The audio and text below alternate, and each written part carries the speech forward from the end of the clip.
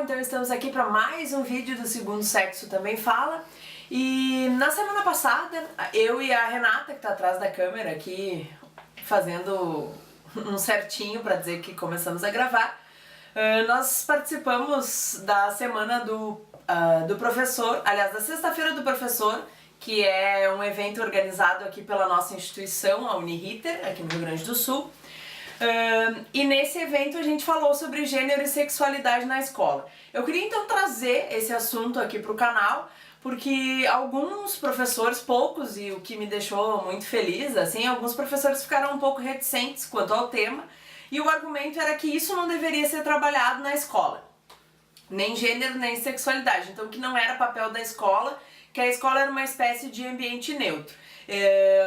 Eu queria pensar sobre isso com vocês aqui. Primeiro, falar que não existe nenhum ambiente neutro, então uma escola não é um ambiente neutro, um banheiro também não vai ser um ambiente neutro. Por quê? Porque a gente tem pessoas nesse ambiente e a gente tem linguagem nesse ambiente. Onde existe linguagem, não existe neutralidade, existe uma ideologia, existe uma orientação, e onde existem sujeitos, então pior ainda. A escola não vai ser um ambiente neutro com relação a gênero e sexualidade, porque essas pessoas, os alunos estão na escola e lá eles vão se defrontar, enfim, com questões de gênero e questões de sexualidade, e no próximo vídeo, sem ser esse, eu vou mostrar um exemplo de onde isso acontece. Aliás, de como isso acontece. Mas então, eu tô aqui com o livro do Pierre Bourdieu, que é A Dominação Masculina, com uma colinha dentro dele. Mas desse livro, o que eu queria trazer para vocês? Ele fala dos ambientes sexuados. Então, por exemplo, a casa, as peças da casa são ambientes sexuados. Então, a cozinha é da mulher, a garagem é do homem e assim sucessivamente. Na escola, isso também acontece. Porque se a gente for pensar, chega um momento da educação física, parece que o ambiente que se dá a educação física, seja no pátio, seja na quadra de esportes, é um ambiente sexuado, porque ele passa a ser ocupado pelos meninos e as meninas ficam olhando na maioria dos casos. Então, esse é um exemplo, por exemplo, de que existem questões de gênero e questões de sexualidade na escola. Eu trouxe outros exemplos que eu queria ponderar com vocês. Fila de menino e de menina também é uma ideia de gênero, né, que se constitui na escola, uma divisão de gênero. Depois, essa eu ouvia bastante, senta igual menina, nossa, mas que letra de guri. Então, quando as professoras e os professores falam essas coisas, na verdade é um discurso ideológico e que está, sim, de alguma forma orientando esses sujeitos, né, e dizendo do gênero deles, né.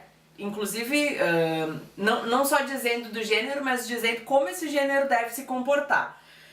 Na minha escola também tinha o uniforme, então o meu uniforme feminino era uma blusa rosa e uma legging, e o uniforme masculino era um abadá e camisa vermelha. Então, inclusive, no próprio uniforme, que deveria ser, se é um ambiente neutro, né, então que deveria ser uma coisa assim um pouco neutra, já existe uma demarcação de gênero. E por fim,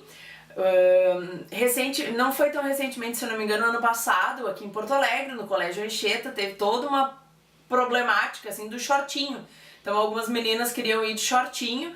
Claro que existiram aqueles que ficaram chocados, que absurdo, essas gurias querendo botar roupa curta pra se mostrar, teve os que defenderam, que disseram que enfim era legítimo.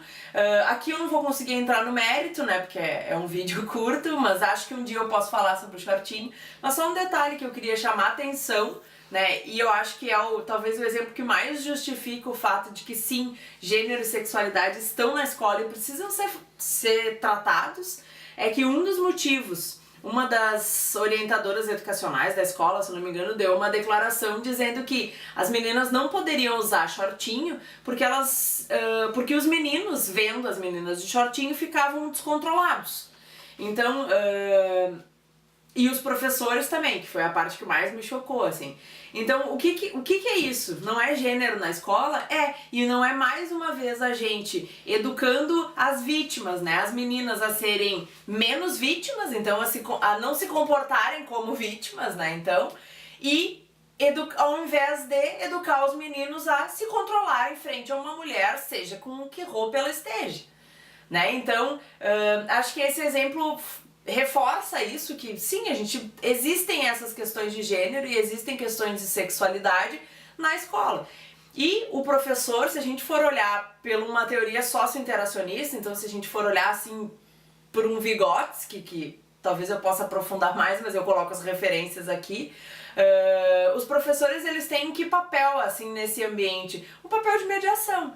Então, quando aparecem essas questões de gênero, o professor, ele pode, né, ele pode fingir que não existe, que é o que a gente acaba tendo recorrentemente, né?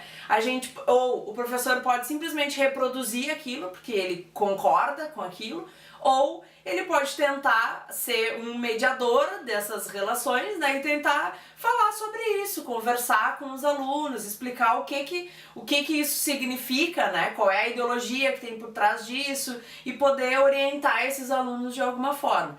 Embora, se a gente for olhar aí pelo que diz o Foucault, a escola seja mais um dos aparelhos de repressão do Estado, né? Então, se a gente for pensar no surgimento da escola, ela surgiu não para os sujeitos se libertarem, mas para os sujeitos serem educados dentro de uma moral, dentro de uma ética e principalmente dentro de um sistema. Então, para esses sujeitos serem educados nesse sistema, a aceitarem esse sistema, concordarem com esse sistema, pactuarem com ele. Mas, ao mesmo tempo, no decorrer da nossa história, a escola acabou se mostrando assim e adquirindo um papel muito mais pelos sujeitos que compõem a escola do que pela própria escola, um papel de libertar o sujeito. Então, eu gostaria muito, né, primeiro com esse vídeo, assim, de provocar a pensar sobre isso, e gostaria muito de que a escola realmente fosse mais, que tivesse mais esse papel libertador do sujeito do que esse papel de aparelho repressor do Estado, de organização da conduta e da moral e dos bons costumes. Então acho que nesse vídeo era mais ou menos isso que eu queria trazer, e até a próxima!